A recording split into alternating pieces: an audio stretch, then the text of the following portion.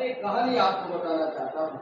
एक बार एक बच्चा था जो जन्म से अंधा था, वो देख नहीं सकता था। उसके पास एक ही विकल्प था, वो भीख मांगता था और भीख मांगने के लिए सड़क के किनारे बैठ जाता था। अब जब वो सड़क के किनारे बैठ जाता था, उसके पास एक बर्तन था, उस बर्तन को वो नीचे रख देता था। बहुत सारे लोग आना जाना करते थे, जिसको दया आती थी वो वहां पर 1 रुपए 2 रुपए का सिक्का डाल देते थे और निकल जाते थे। तो ये रोज वो बच्चा के साथ ऐसा होता था। कभी कुछ लोग अच्छा दे देते थे दान, कभी कभी नहीं मिलता था और इस प्रकार से उसका जीवन चल रहा था। एक दिन एक भला इंसान उधर से गुजर रहा था और उसने उस बच्चे को देखा कि अक्सर लोग बिना कुछ दिए ही चले जा रहे हैं और उसका जो बर्तन है उसमें वो भीख मांग रहा था, उसमें बहुत कम उस बच्चे को दिन भर भीख मांगने के बाद मिलता था। तो उसने सोचा और कागज में कुछ लिखा। कागज में उसने कुछ शब्दों को लिखा और शब्दों को लिखकर उसने उस कटोरे में रख दिया और वो अपने ऑफिस को चला गया। उसके पास जो पैसा था उसने डाला और ऑफिस को चला गया। फिर जब शाम हुई तब उसे लगा कि क्यों ना मैं जाकर देखता हूँ आज उस अंधे बच्चे को लोगों ने दान दिया है या नहीं दिया। और वो वापस उस बच्चे के पास आता है, उसे दान दिया है।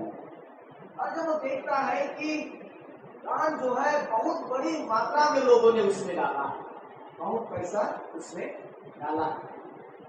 और जब ये अंधा भी उसके आवाज को, पैर की आवाज को सुनता, इससे पता चल जाता है कि यही है जिसने कुछ लिखा था, ये पास रखा और इसी के पैर की आवाज है। उसको मालूम हो जाता है अंधे और उससे पूछता है, आज मुझे बहुत सारा दान मिला, आपने ऐसा क्या लिख के मेरे एक कटोरे के सामने रख दिया? ऐसा क्या लिखकर मेरे कटोरे के सामने रख दिया कि आज बहुत सारे लोगों ने जो भी इधर से गुजर रहे थे उन्होंने आकर वहां पर पैसा डाला, आज मुझे बहुत अच्छा लोगों का दान मिला है, आज मुझे बहुत खुशी है। उसने कहा कि मैंने कुछ नहीं किया, मैंने केवल जिस तरीके से आप मांग रहे थे उस मांगने के तरीके को बदल दिया। मैंने वहां पर एक लाइन में लिखा, आज का दिन बहुत ही सुहावना है, परंतु दुर्भाग्य मेरा कि मैं देख नहीं सकता। क्या लिखा उसने? आज का दिन बहुत ही सुहावना है, लेकिन ये मेरा दुर्भाग्य है कि मैं इन सुहावने दिन को देख नहीं सकता। तो लोग जो भी उधर से गुजर रहे थे उनको बात का एहसास हो रहा था कि हमें ईश्वर ने आंखें दी है, हम इस दिन का आनंद उठा सकते हैं, परंतु इस बेचारे को आंखें नहीं है जो इसका आनंद उठा नहीं सकता है। तो क्यों ना हम इससे कुछ दे ताकि इसका जीवन अच्छा हो सके। लोग जो भी उधर से गुजरे, हर एक जन को ऐसा लगा कि उन्हें ईश्वर ने 2 आंखें देकर बहुत बड़ा उपकार दिया है, उन्हें आंखें देकर प्रभु ने बहुत बड़ा गिफ्ट दिया है। बेचारा इस जन को जिसके पास दोनों आंखें नहीं, बेचारा देख नहीं सकता, हमें ईश्वर को धन्यवाद देना चाहिए उन दोनों सुंदर आंखों के लिए जो हमें मिला और इस जन की मदद करनी चाहिए जिसके दोनों आंखों से वो देख नहीं सकता। ईश्वर ने बहुत सारे उपकार हमारे जीवनों में किए और उन उपकारों को हम कैसे देखते हैं अपने जीवन में? परमेश्वर के वचन में यदि हम प्रभु के वचन को पढ़ेंगे, भजन संहिता में 40वां अध्याय में उसके 5वें पद में ऐसा लिखा है, Psalm 40 और उसके 5th वर्ष में ऐसा लिखा है, हे मेरे परमेश्वर यहोवा, हे मेरे परमेश्वर यहोवा, तूने बहुत से काम किए हैं। हे मेरे परमेश्वर यहोवा, तूने बहुत से काम किए हैं, जो आश्चर्य कर्म और कल्पनाएं तू हमारे लिए करता है। जो आश्चर्य कर्म और कल्पनाएं तू हमारे लिए करता है बहुत सी है। क्या कहता है भजन का लिखने वाला कि हे परमेश्वर, हे यहोवा परमेश्वर, तूने बहुत से काम किए हैं और जो आश्चर्य कर्म और कल्पनाएं तू हमारे लिए करता है वो बहुत सी है, तेरे तुल्य कोई नहीं। मैं तो चाहता हूं कि खोल कर उनकी चर्चा करूं, परंतु उनकी गिनती नहीं हो सकती। इतने सारे अनुग्रह के कार्य ईश्वर ने हमारे जीवनों में किए हैं। भजन का लिखने वाला कहता है प्रभु के वचन में कि इतने सारे अद्भुत और आश्चर्य कर्म प्रभु आपने किए हैं, उनको मैं गिन नहीं सकता। मैं चाहता तो हूँ कि एक एक को गिनूं कि आज प्रभु ने मेरे जीवन में क्या क्या अच्छाइयाँ की है, क्या क्या अनुग्रह के कार्य किया है, क्या क्या भली बातें मेरे जीवन में की है। मैं सुबह से लेकर शाम तक यदि बैठ कर लिखने बैठूं तो ये लिखने से भी बाहर है, इतने सारे उपकार प्रभु आपने मेरे जीवन में किए। न जाने कितनी आशीष से प्रभु ने हमें दी, हमारे हर कार्य में प्रभु ने दिया। हम शायद उन बातों को देख नहीं सकते, उन बातों को कई बार हम ध्यान नहीं देते हैं, लेकिन उन उपकारों को जब हम याद करें तो ये हमारी गिनतियों से बाहर। प्रभु ने बहुत सारे उपकार किए और इसीलिए भजन का लिखने वाला कहता है, मैं तो चाहता हूँ, मेरी दिली इच्छा है प्रभु कि मैं आपके उपकारों को याद करूं, मैं आपके करुणा को याद करूं, आपकी दया को याद करूं, जीवन को याद करूं, आपके दिए हुए श्वास को याद करूं, स्वास्थ्य को याद करूं, आपके दिए हुए सुंदर घर को, परिवार को याद करूं, काम को याद करूं, नौकरी को याद करूं, खाना याद करूं, पीना याद करूं। क्या क्या याद करें प्रभु ने हमें दिया, क्या क्या प्रभु ने नहीं दिया। सब कुछ प्रभु ने तो दिया है, प्रभु का दिया हुआ है। इसलिए भजन का लिखने वाला कहता है कि तेरे तुल्य कोई नहीं, जो कार्य, जो आशीष है, जो अनुग्रह जो आपने मेरे जीवन में किया है प्रभु, आपके जैसा कोई ईश्वर ऐसा हो ही नहीं सकता। कितनी बार हम परमेश्वर को दुख देते हैं, तब भी परमेश्वर हमको हमारे जीवन के लिए अच्छाई की कामना करता है। हम कई बार ठुकरा देते हैं प्रभु को, फिर भी प्रभु हमें गले लगाता है, बोलता है ठीक है, मेरा बच्चा है, मेरी बेटी है, मेरा बेटा है, मैं माफ कर देता हूँ, कोई बात नहीं। और इस प्रकार से उन उपकारों का हम गिनती भी करें तो गिनती करने से भी हम उन्हें अपने न लिख सकते हैं न गिन सकते हैं। इसलिए कहता है भजनकार कि दिल तो चाहता है कि मैं खोल कर उनकी चर्चा करूं, पर उनकी गिनती नहीं हो सकती, क्योंकि वे गिनती से बहुत ज्यादा। लोगों ने उस बालक की इसलिए मदद की, उन्होंने इस बात को रियलाइज किया कि हमें जो प्रभु ने दिया है वो हमारे धन्यवाद से बढ़कर है। इस बेचारे के पास वो नहीं है, लेकिन हमारे पास है। हमारे पास सब कुछ है, दोनों आंखें सलामत है, दोनों हाथ अच्छे हैं, दोनों पांव अच्छे हैं, अच्छा खासा दिखते हैं, बीमारियों में भी खुश रहते हैं, कोई टेंशन नहीं है हमको, जो भी होगा सारी चीजें हैं, घर है, परिवार है, खाने के लिए है। हमें प्रभु सड़क में आने नहीं दिया, क्या नहीं दिया है प्रभु। और प्रभु चाहता है कि उन बातों के लिए हम परमेश्वर को धन्यवाद दें, परमेश्वर को धन्यवाद दें। यदि आप भजन 116 उसके 12 पद को पढ़ेंगे, इसमें लिखा है कि यहोवा ने मेरे जितने उपकार किए हैं उनका बदला मैं उसको क्या दूं। मैं क्या दे सकता हूँ परमेश्वर को उन उपकारों के लिए जो परमेश्वर ने मेरे जीवन में किए। क्या मैं लाकर प्रभु को दूं, क्या मैं लाकर दे सकता हूँ प्रभु को उन उपकारों के लिए जो परमेश्वर ने मेरे जीवन में परमेश्वर ने दिए। यदि हम भजन संहिता में ही यदि हम निकालेंगे भजन 50 उसके 23 पद में, धन्यवाद के बलिदान का चढ़ाने वाला मेरी महिमा करता है। जब हम प्रभु के उपकारों के लिए प्रभु को धन्यवाद देते हैं तो हम परमेश्वर की क्या करते हैं, महिमा करते हैं उन अद्भुत कार्यों के लिए। और इसमें लिखता है जो अपना चरित्र उत्तम रखता है उसको मैं परमेश्वर का किया हुआ उपहार उठाऊंगा। धन्यवाद। प्रभु हमसे हमारी कृतज्ञता चाहता है, उन उपकारों को प्रभु चाहता है कि हम स्मरण रखें और उन आश्चर्य कर्मों के अनुसार जो प्रभु ने हमारे जीवन में किए हैं, उन चंगाइयों को, उस मदद को, उस करुणा को, उस कृपा को, उस क्षमा को और उस शांति और अनुग्रह को हम याद रखें जो परमेश्वर ने हमें दिया है। सब कुछ प्रभु ने हमें दिया है। यदि हम दूसरों को देखेंगे तो हम पाएंगे कि हम अच्छे जगहों पर हैं, हम बेटर हैं हमारे कई ऐसे लोगों के बीच से, क्योंकि प्रभु ने हमारी सारी जरूरतों को पूरा किया है। और इसमें लिखता है जब हम प्रभु के वचन की ओर बढ़ते हैं, आज यहाँ 3 शहरों के बारे में यहाँ पर वर्णन है। एक है बैतसैदा, दूसरा है खुराजीन और तीसरा है कफरनहूम। 3 ऐसे शहर जो गलील प्रांत में पाए गए प्रभु के दिनों में। 3 गलील प्रांत के और गलील सागर के आसपास बसे हुए महत्वपूर्ण शहर थे। और ऐसा बताया जाता है कि प्रभु के पृथ्वी की सेवकाई का सबसे ज्यादा समय कहाँ गुजरा, बैतसैदा में, खुराजीन में और कफरनहूम में। यदि आप कफरनहूम के बारे में देखेंगे, आप यदि मत्ती 8-9 पढ़ेंगे, उसमें केवल कफरनहूम में हुई घटनाओं का वर्णन, कितने सारे आश्चर्य कर्म प्रभु ने कफरनहूम में किया। जब नाजरत से लोगों ने उसे मारना चाहा तो वह कफरनहूम में आया और प्रभु ने कफरनहूम को अपना जगह बनाया। बहुत सारे सामर्थ के कार्य, बहुत सारे उपकार, बहुत सारे अनुग्रह के कार्य, चंगाइयां, आशीषें प्रभु ने इन तीनों शहरों में किया और उन सारे अनुग्रह को उन शहरों में उंडेल दिया। इसलिए प्रभु इसमें कहता है, देखिए आज के वचन में लिखता है 13वां पद में, हाय खुराजिन, हाय बैतसैदा, जो सामर्थ के काम तुम में किए गए यदि वे सूर और सैदा में किए जाते तो टाट ओढ़कर और रात में बैठकर वे कब के मन फिरा लिए होते। प्रभु क्या कहता है तुम पर, हाय तुम इतने कठोर दिल के लोग हो, मेरी जीवन का अधिकतर समय मैंने तुम्हारे बीच में बिताया, तुम्हारे बीच में सामर्थ्य के कार्य किए, तुम्हारे बीच में अद्भुत कार्य किए, परमेश्वर के वचन से तुमसे बातें की। आपको मालूम होगा गलील के झील के किनारे प्रभु ने बैठकर हजारों को उपदेश दिया, हजारों को खाना खिलाया।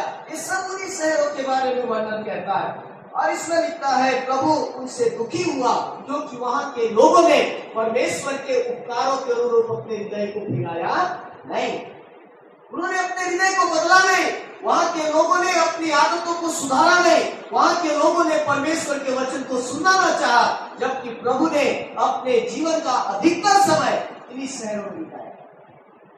इसलिए प्रभु कहता है, हाय खुराजिन, हाय बैतसैदा, जो सामर्थ के कार्य तुम में किए गए यदि वे सूर और सैदा में किए जाते तो टाट ओढ़कर रात में बैठकर कब के मन फिराते। सूर सैदा के देश भूमध्य सागर के ये शहर है जो अन्य जातियों के शहर थे और वे शहर समय के साथ मिट गए, बर्बाद हो गए। और प्रभु कहता है उनको यदि मैंने ऐसे काम उनके बीच में किया होता तो वे लोग मिट नहीं जाते, आज पश्चाताप करके परमेश्वर की महिमा में खड़े हो गए होते। और इसमें लिखता है, परंतु न्याय के दिन तुम्हारी दशा से सूरा सैदा की दशा अधिक सहने होगी। जो मेरा इनकार करेगा, जो मेरे उपकारों का मूल्य न जानेगा, जो मेरे प्यार को धुतकारेगा, सारी भलाइयों के बाद भी मेरे जीवन, मेरी इच्छाओं के अनुसार जीवन को नहीं जिएगा, उनके लिए न्याय का दिन बड़ा कठिन होने वाला है। प्रभु की बातों को जानने के बाद, प्रभु के वचनों को सुनने के बाद, प्रभु के साथ जीवन बिताने के बाद, कलीसियाई जीवन में रहने के बाद, सारे उपदेशों को सुनने के बाद भी यदि हम जीवन को नहीं सुधारेंगे तो हमारी दशा न्याय के लिए बहुत कठिन होने वाली है। यदि हम क्षमा नहीं करेंगे एक दूसरे को, हम प्यार नहीं करेंगे एक दूसरे को, यदि हम एक दूसरे की भलाई नहीं चाहेंगे, हम बुराइयों से बाहर नहीं निकलेंगे, प्रभु के वचन को सुनने के बाद भी मन को परिवर्तित नहीं करेंगे तो हमारी दशा उन लोगों से जिन पर श्राप पड़ा उनसे भी बुरी होने वाली है न्याय के लिए। प्रभु का वचन ऐसा। और इसमें लिखता है, देखिए 15 पद में लिखता है, ये कफरनहूम, क्या तू स्वर्ग तक ऊंचा किया जाएगा, तू तो अधोलोक तक नीचे जाएगा। ऐसा क्यों कहा? प्रभु ने अपना समय कफरनहूम में बहुत बिताया था, बहुत सारे सामर्थ्य कार्य कफरनहूम में हुए थे। नासरत से आकर कफरनहूम में प्रभु रहने लगा था और वहां की सारी बातों में परमेश्वर ने अद्भुत कार्य, अद्भुत चमत्कार के कार्य प्रभु ने कफरनहूम में किए। प्रभु के आने से कफरनहूम का मूल्य बढ़ा था, प्रभु के आने से कफरनहूम फेमस हो गया था। वहां मसीहा उस जगह में है, लोग उसे प्रभु के आने और सामर्थ्य कार्य से जानने लगे थे। प्रभु के आने से, प्रभु के वहां रहने से, प्रभु के कार्य करने से कफरनहूम के लोगों के बारे में उसकी चर्चा आज भी हम कर रहे हैं क्योंकि प्रभु कफरनहूम में रह रहा है। फिर भी क्या कहता है प्रभु, इतने सारे अवसर देने के बाद भी तूने मुझे स्वीकार किया नहीं। तू सोचता है कि तू और ऊंचा होगा, लेकिन मैं कहता हूं कि और नीचे होगा क्योंकि तूने मेरे बहुमूल्य समय का मूल्य न जाना। प्रियो, परमेश्वर के उपकारों को याद रखना और उन उपकारों के अनुसार जीवन जीना अति जरूरी है। इसलिए मैं अक्सर आपको सिखाता हूँ, जब हम प्रभु से कुछ मांगते हैं और जब हमें मिल जाता है तो हमें प्रभु को मूल पीठ दिखाकर जाना नहीं है, हमें उस परमेश्वर को धन्यवाद देने के लिए इसकी संगति में बने रहना जरूरी है। क्योंकि हम इन बातों का ध्यान नहीं देते। लेकिन प्रभु कहता है यदि हम न करें, यदि हम धन्यवादी जीवन न जिए, तो हमारी दशा न्याय के दिन एक बड़ी कठिन दशा होने वाली है, यदि हम अपने जीवन को पत्थर के जैसा बना के रखें और अपने सुधार न करें। यदि आज आपने प्रभु का वचन, सुबह का वचन पढ़ा होगा, उसमें हमने यहूदियों के बारे में बातें किया कि कैसे प्रभु उन पर दया करके उन्हें वापस लाना चाहता था, लेकिन लोग अपने दिल की इच्छाओं के पीछे भाग रहे थे। कभी कभी हम सोचते हैं कि क्या मिलता है, जो चाहिए था वो मिल गया, अभी चल जाएंगे तो मेरा पूरा काम खत्म हो जाएगा। प्रभु ने हमें दिया है। हम इस भवन में इसलिए आते हैं क्योंकि हमने प्रभु से पाया। यदि हमने प्रभु से पाया नहीं है तो प्रभु के घर आने की जरूरत भी नहीं। यदि प्रभु ने हमारी सुरक्षा सोमवार से लेकर शनिवार तक नहीं की है, यदि प्रभु ने हमें सुरक्षित नहीं रखा है, यदि प्रभु ने हमारे घर के लोगों की देखभाल नहीं की है, यदि प्रभु ने हमें खाने को, पहनने को, रहने को दिया नहीं है, इस घर में आने की जरूरत भी नहीं है। हम बड़ी आसानी से भूल जाते हैं उन उपकारों को जो प्रभु ने हमारे जीवन में दिया, उन अच्छाइयों को जो प्रभु ने हमारे जीवन में दिया, और हम भूलकर अपने संसार में व्यस्त हो जाते हैं, हमारे जीवन में व्यस्त हो जाते हैं। लेकिन प्रभु के लोगों के लिए जरूरी है कि हम उनके उपकारों को याद रखें और धन्यवादी हो प्रभु का कि प्रभु आपने मेरे जीवन में अद्भुत कार्य किए हैं। सृष्टि का नाश कब होता है? जब सृष्टि सृष्टिकर्ता के विरुद्ध खड़ी हो जाती है। सृष्टि नाश कैसे होती है? हमको क्या लगता है कि हम इस सृष्टि के हिस्सा नहीं है? हम सब इस सृष्टि के हिस्सा हैं, क्योंकि हमें भी प्रभु ने बनाया।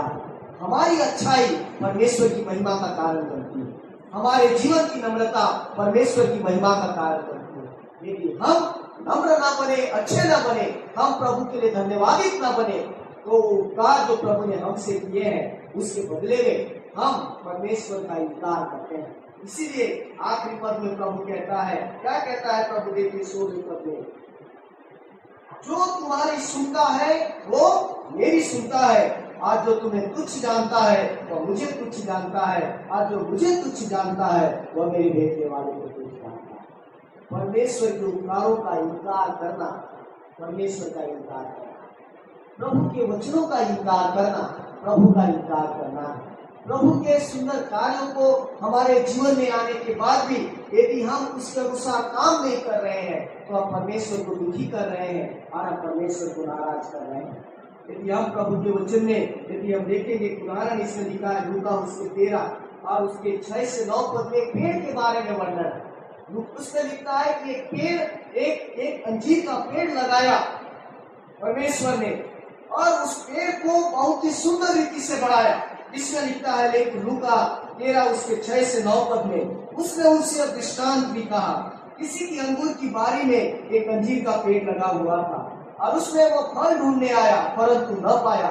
तब उसने बारी के रखवाले से कहा, देख मैं 3 वर्ष से इस अंजीर के पेड़ में फल ढूंढने आता हूँ परंतु नहीं पाता, इसे काट डाल, यह भूमि भी क्यों रोके रहे। उसने उसको उत्तर दिया, हे स्वामी, इसे 20 वर्ष और रहने दे कि मैं इसके चारों ओर खाद डालूं, आगे के फले तो भला, नहीं तो उसे काट डाल। जो भी जीवन हमारा है, यदि वे जीवन परमेश्वर को आनंदित नहीं कर रहे हैं तो हम परमेश्वर से आशीष नहीं परंतु उसके क्रोध का सामना करेंगे। वो पेड़ न फलने के कारण लगाने वाले को दुख हुआ और लगाने वाला क्या कहता है? बिना कारण से इसे इस जगह में रखने का कोई महत्व नहीं है, इससे अच्छा है कि इसे काट कर निकाल ताकि दूसरे को इस जगह में लाकर लगाया जाए ताकि वो फल ला सके। आप परमेश्वर के उपकारों का उसे धन्यवाद दे सके। इससे याद रखिए, प्रभु के घर में जब हम आते हैं प्रभु को धन्यवाद देने आते हैं और हम इसलिए आते हैं कि प्रभु ने हमारे जीवन में बहुत सारी आशीषें दिया है। उपकारों का धन्यवाद करना ना भूले, परमेश्वर के दिए हुए आशीषों को याद करना ना भूले। हमारी कलीसिया हर रविवार इसलिए इस भवन में आती है कि हम परमेश्वर के उपकारों का धन्यवाद करें और याद रखिए कि उपकार परमेश्वर ने हमारे जीवन में किए हैं और उन उपकारों को जो प्रभु ने हमारे जीवन में, हो सकता है बहुत सारे लोगों के पास वो खुशी नहीं है, जो प्रभु ने हमें दिया है। हो सकता है बहुत सारे लोगों के पास वो नींद नहीं है जो रात को हमें मिलती है, बहुत सारे लोगों के पास चैन नहीं है जो हमारे दिल में पाया जाता है। परमेश्वर ने बड़े बड़े सामर्थ के कार्य हमारे जीवन में इसलिए किए हैं कि हम उसे याद रखें, उसके सामर्थ के कार्य को याद रखें, हम भूले नहीं। याद रखें उस अंधे की कहानी को जो देख नहीं सकता था, लोगों को याद दिलाया कि प्रभु ईश्वर ने उन्हें तो अच्छा बनाया है, इसलिए उनका कर्तव्य है कि ईश्वर का धन्यवाद करें उन अच्छाइयों के लिए जो प्रभु ने हमारे जीवन में दिया है। हम प्रभु का धन्यवाद करते हैं। प्रभु आपको आशीष दे। आइए हम प्रार्थना करें।